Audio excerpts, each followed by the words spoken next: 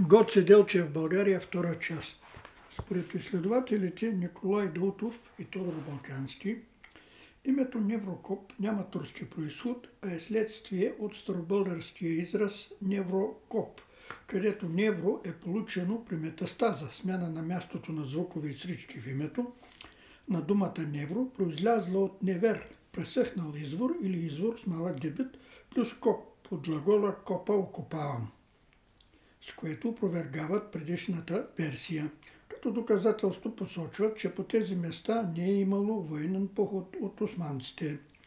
В Гърция има административна област Неврокоп, наречена така, като вид компенсация за националното самочувствие вследствие на това, че Неврокоп остава в пределите на България, чийто център е село Като Неврокопион, означаващо долен Неврокопион. Това всъщност е бившето българско село Зърняво, останало в пределите на Гърция след Междусъюзническата война 1913 година, прекръстено в 1927.